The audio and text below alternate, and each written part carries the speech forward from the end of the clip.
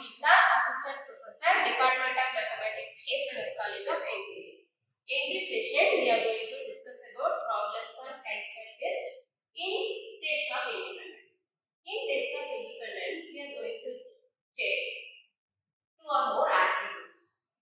So, coming to the problem, on the basis of information given below about the treatment of 200 patients suffering from a disease, state whether the new treatment is comparatively superior to the conventional treatment.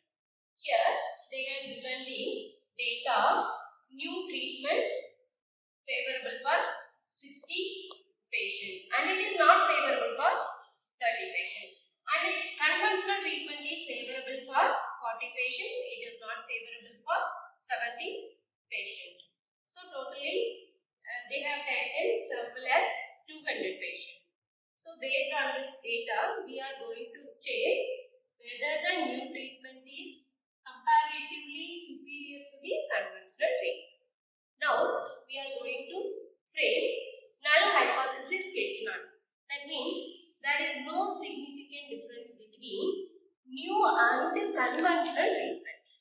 After that, alternatively we frame alternate hypothesis, that is, there is a significant difference between new and conventional treatment. For that, we are going to calculate test statistic value. Before that, we frame level of significance alpha equal to 5%. And its degrees of freedom is rho minus 1 into column minus 1. In row we are having 2 row and 2 columns, so 2 minus 1, 2 minus 5, we get degrees of freedom is equal to 1.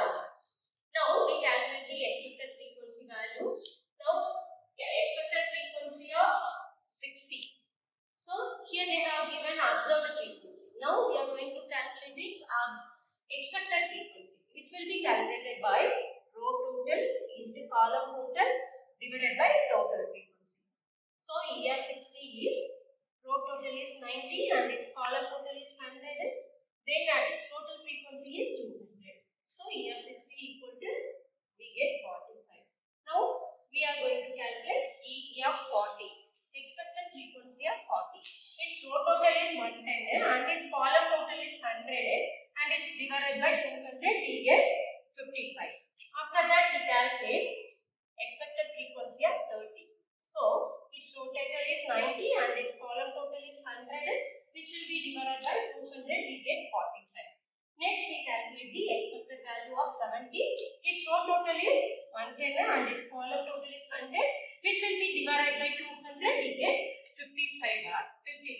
After calculating expected value, we are going to calculate test statistic value. So, here the observed frequency values are 60, 30, 40, 70. And its expected frequency values are 45, 45, 55. Now, we calculate the rho minus E the whole square value. So, we calculate the difference between 60 minus 45, 50. Its square is 225.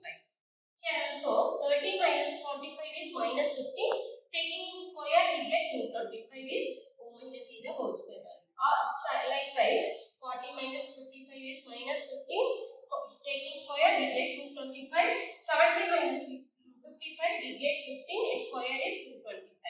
After that, after calculating O minus E the whole square value, which will be divided by corresponding expected frequency value. That means 225 by 45, we get 5. And 225 by 45, we get 5. 225 divided by 55, we get 4.09. 225 divided by 55, we get 4.09. After that, adding this value, we get this value is 18.19. This is our test statistic value. That means here we are using the formula chi-square is equal to summation of O minus E the whole square divided by E. That means summation of these all 4 values, which will be we get 18.18.